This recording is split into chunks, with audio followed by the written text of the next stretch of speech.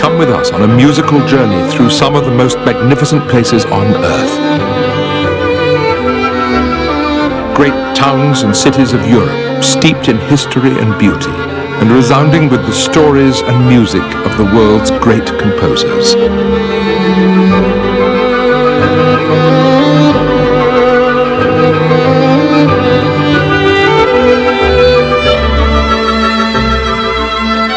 Mozart, Bach, Beethoven, Grieg, Vivaldi, Tchaikovsky. Just some of the greats in our classical destinations.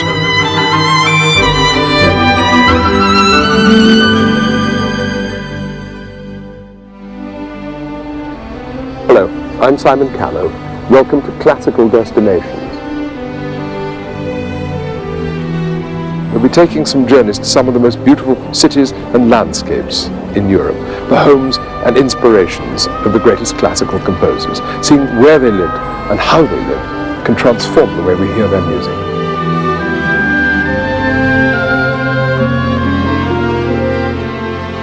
Welcome to Classical Destinations. I'm Matt Wills. And I'm Nikki Vasilakis. And this is Lake St. Wolfgang, Austria.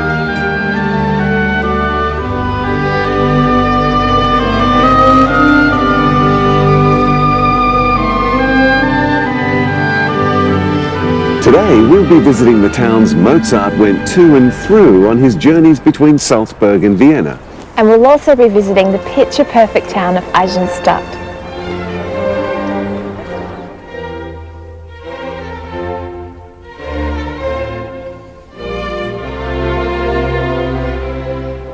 St. Wolfgang is situated on Lake Wolfgang in the resort area called the Salzkammergut, about 50 kilometers east of Salzburg.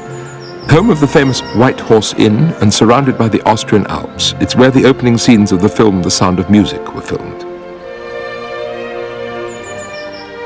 Just the right destination for a series about music, really, especially when you consider that St. Wolfgang and the nearby town of St. Gilgen were the home turf of Mozart's mother and her family.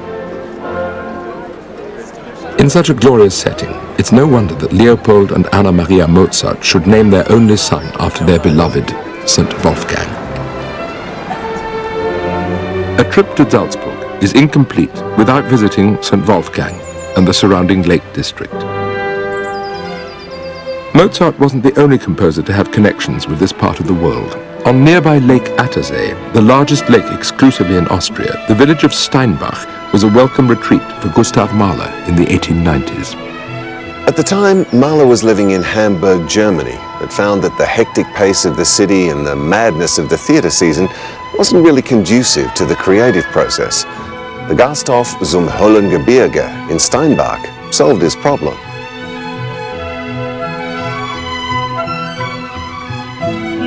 Though the inn was beautiful and peaceful in its own right, Mahler built this small composing cottage by the lake where much of his work was written.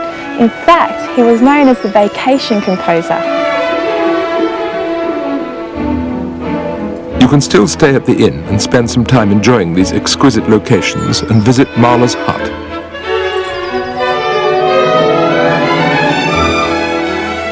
The countryside between Salzburg and Vienna is some of the most picturesque in Europe. The city of Linz is capital of the state of Upper Austria and one of the country's major industrial centers, but even so retains a unique charm. Mozart never lived in Linz, though he often passed through here with his family before crossing the river Danube by ferry. In 1783, Mozart and his wife Constanze visited Linz on their way back to Vienna from Salzburg. They'd planned on spending only a night, but in the end stayed 3 weeks as guests of a Count von Thun, who lived in this house. While here, Mozart composed his Symphony No. 36 K425, known as the Linz Symphony. The Linz Symphony was appropriately first performed in the Linz Theatre a matter of days after it was finished in 1783.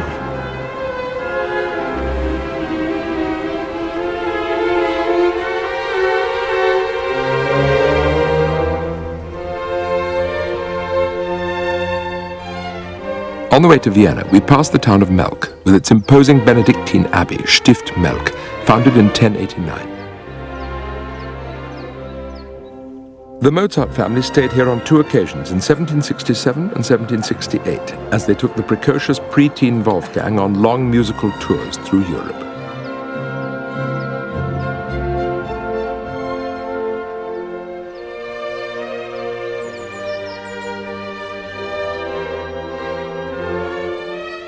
Further down the Danube is the stunning little village of Dürnstein, perfectly situated on a picturesque fork in the Danube River.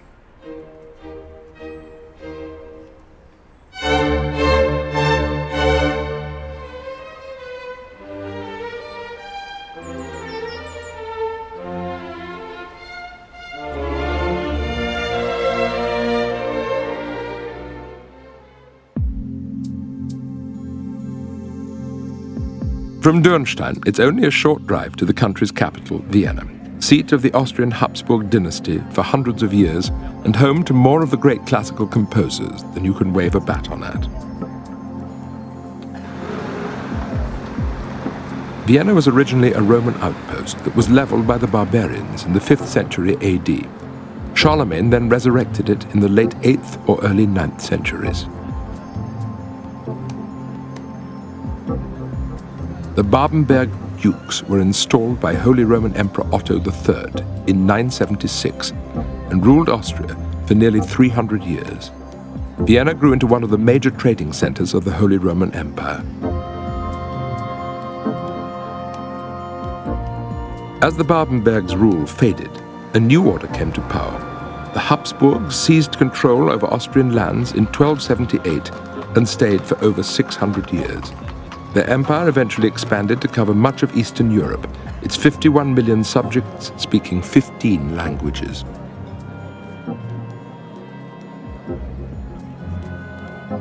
This is the Hofburg, or Imperial Palace. It was originally a medieval castle, but as the Habsburgs' power and influence grew, so did the palace.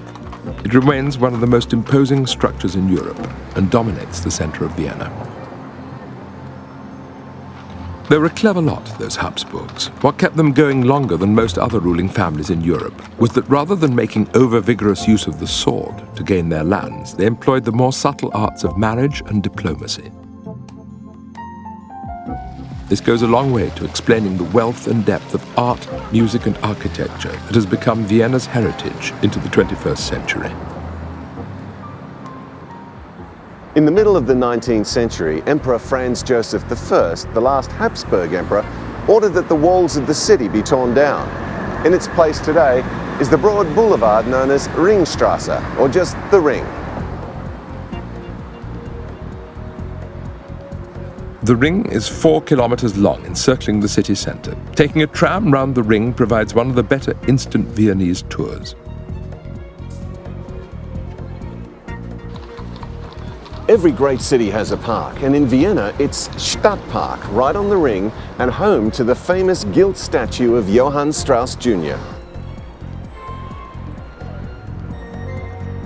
Here we have the University of Vienna. It's actually one of the oldest in Europe, founded in 1365, and amazingly, it's been home to something like 9 Nobel Prize winners. The 99-meter central tower of the city hall, or Rathaus, is surmounted by the Rathausmann, a knight in shining armor. It all looks quite medieval, but the architecture is actually neo-Gothic, dating from just 1883. The late 19th century Museum of Fine Arts has one of the world's richest and most important art collections, courtesy of the Habsburgs, including works by Rubens, Rembrandt, Vermeer, Dürer, Raphael, Titian, Velázquez, and more Bruegels than anywhere else in the world.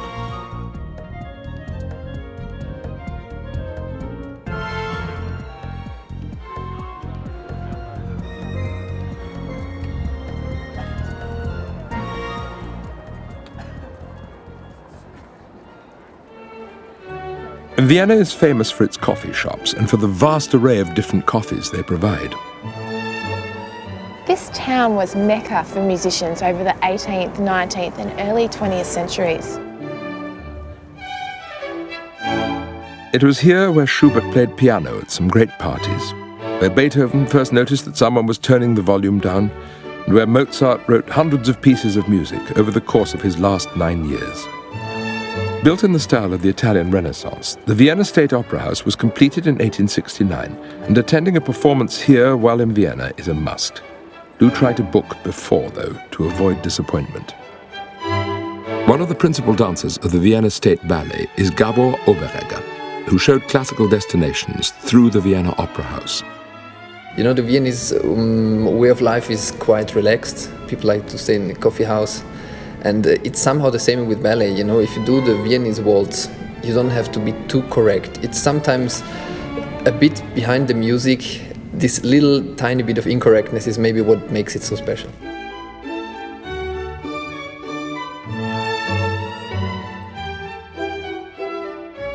The Opera House is famous for a number of good reasons. First-class opera and ballet performances, the Vienna Philharmonic Orchestra, and for the people that have performed here. Gustav Mahler was chief conductor here for 10 years. Those 10 years that Mahler spent at the opera were among the most famous in its history. He was, by all means, one of the most famous conductors in the world at the time. Only Toscanini could possibly have equalled him. But despite these impressive musical skills, the obsessive perfectionist Mahler was by no means the most diplomatic of managers, which is a pretty important skill when you're running an opera house with almost hundreds of people underneath you.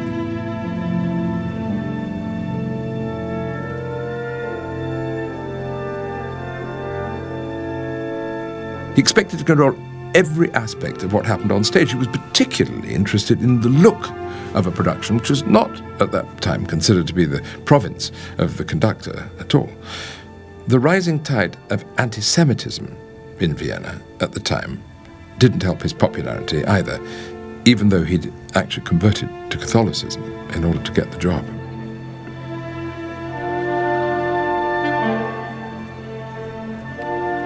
As we don't remember Mahler so much for his conducting, he left no recordings behind, but for those vast symphonies of his, which are now in the repertory of every major conductor and every major orchestra, the symphonies which seem to attempt to embrace the whole of human experience.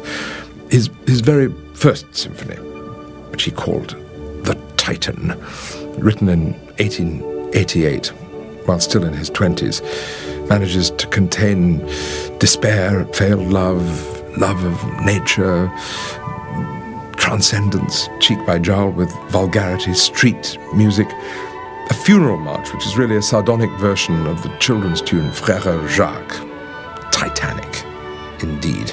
It's no less than a catalogue of the whole of human existence. Now that is ambitious.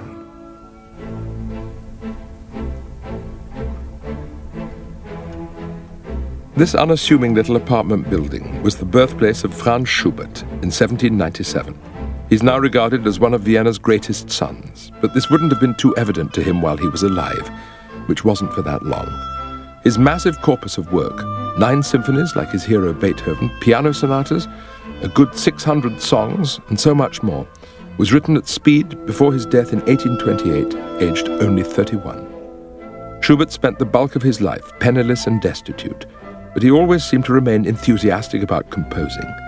It said that he went to bed with his glasses on so he could start composing as soon as he awoke. Like many before him, his work was not widely recognized until after his death. Schubert's family were devout Catholics, and today their local church is called the Schubert Church, and this is one of his most famous works.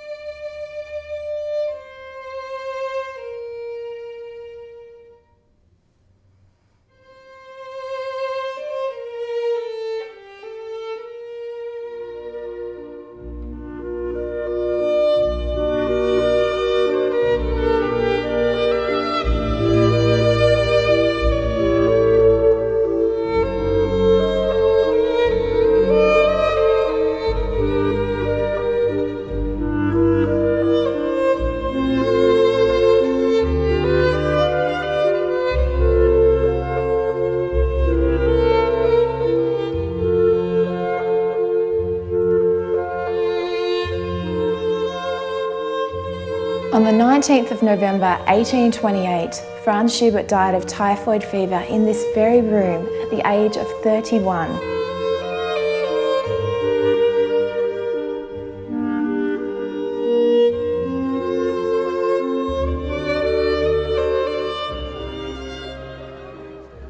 Music, like language, is fluid, and through the period of the lives of the great composers, it flowed from Baroque to classical to romantic and then to modern. But even as the river of music flowed, not all composers flowed with it.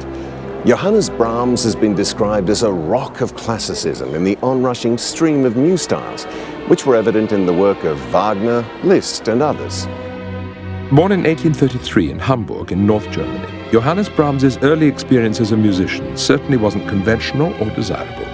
From the age of 13, he played piano in bars and bordellos. A slow and painstaking worker, he didn't complete his first symphony until he was 43. At the same age, Beethoven had written 8 of his 9 symphonies, and Mozart and Schubert were both dead. Brahms lived and worked in Vienna from 1862 until his death in 1897. Interestingly, the Brahms Memorial is contained within the house of one of his idols, Joseph Haydn. It's a museum known as the Haydn House of Vienna. Brahms was devoted to the classical form. His great statement of faith was, "If we cannot compose as beautifully as Mozart and Haydn, then let us at least compose as purely." When I was growing up and finding my way into classical music, tastes were much more rigidly defined. There was, for example, something called the 3 Bs, which represented a kind of apostolic succession in music. Bach, Beethoven, Brahms. Brahms, I suppose, was the last of the great composers to really enter into the popular consciousness. Most people can hum his lullaby. Many people know a few of his Hungarian dances. In Chaplin's great film, The Great Dictator, Chaplin gives a customer, a rather frightened customer, a shave to the strains of Brahms's 5th Hungarian dance. He's also the only composer whose music has been conducted by Cary Grant in the film People Will Talk. Actually does rather well, making a reasonable fist of the Academic Festival Overture. Aimez-vous Brahms was a question most people were very happy to answer in the affirmative, as well as 2 sublime and very different piano concertos, a violin concerto, a fascinating double concerto for violin and cello, a most unusual and difficult combination to write for, a huge output of chamber music and many, many, many songs, and choral music to boot. Brahms's central achievement are the 4 great symphonies, but he was terribly daunted by Beethoven's example, and it took him a long time to summon up the courage to write his own first symphony. He was actually 43 when he finally did. And of course it was an instant classic, but he'd prepared himself very well for it by writing other extended orchestral pieces like 2 enchanting orchestral serenades and, climactically, the variations on a theme of Haydn. At least he thought it was a theme of Haydn. In fact, Haydn was one of his musical heroes, and he was very happy to associate his name with Haydn's. But in reality, the tune is something called the St. Anthony Chorale, whatever its name is. Brahms drew out of the old tune every single possibility in a work of extraordinary confidence and vitality.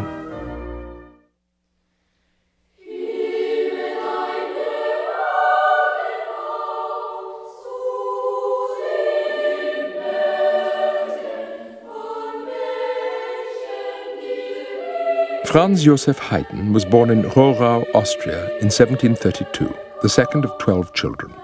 The meagre family finances were overstretched, so little Joseph was packed off to live with an uncle when he was not quite 6 years old.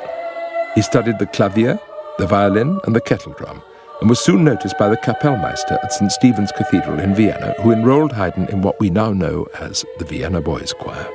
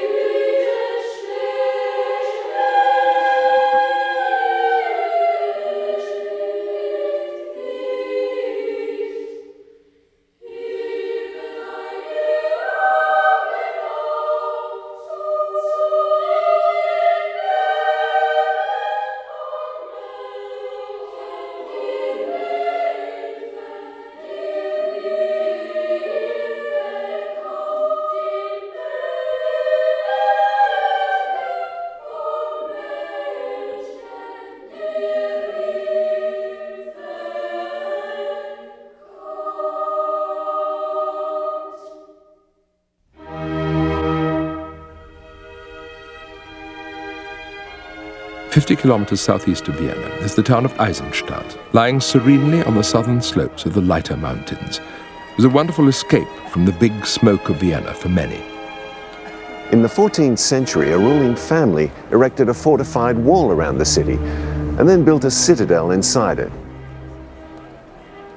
The family inherited the citadel, which was named Esterházy Palace and is the town's centerpiece.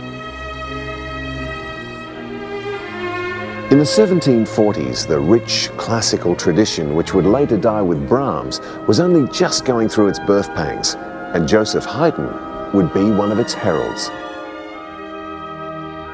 In 1749, age 17, Haydn's time with the Vienna Boys' Choir came to an abrupt end when he was expelled for cutting off another chorister's pigtail, and he was turned out into the streets. Straight away, he began to turn himself into a composer. This is the jewel of Esterházy Palace, the 500-seat Haydn-Saal, one of the most beautiful concert halls in the world, with its rococo frescoes and with what are said to be near-perfect acoustics.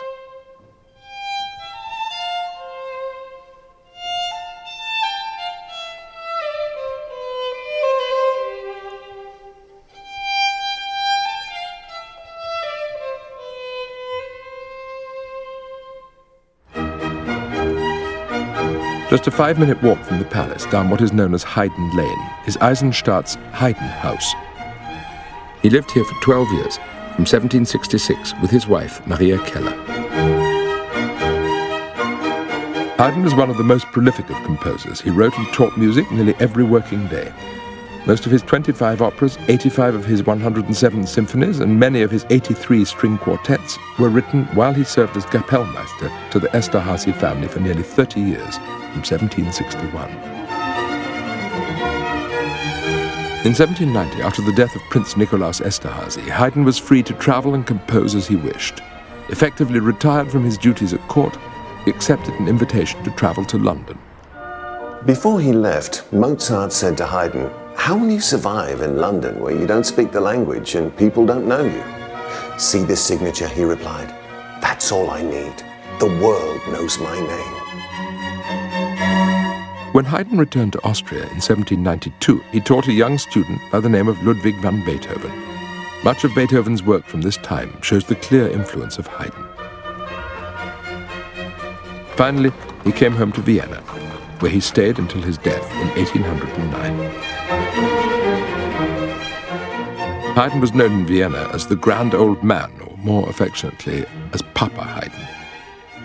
In 1820, Haydn's remains were returned here to Eisenstadt, where he had lived and worked for so many years. It seems fitting that they are here in his beloved church, the Bergkirche, where he was first Vice-Kapellmeister, then Kapellmeister, and where, when he directed his own music, he played the organ. Haydn strikes me as having been a delightful man. He was certainly well loved by the Esterházys and the people of this town. Yes, and his popularity in Vienna wasn't just because he was a great composer. He seemed to be well loved as a man.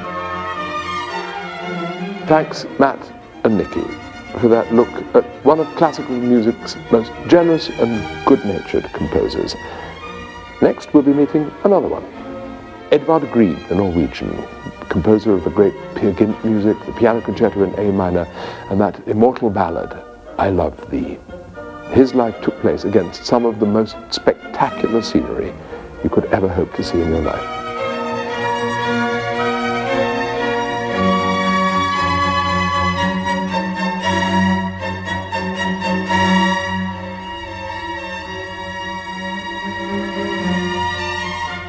That's next time in Classical Destinations. Meanwhile, goodbye from me, Simon Callow.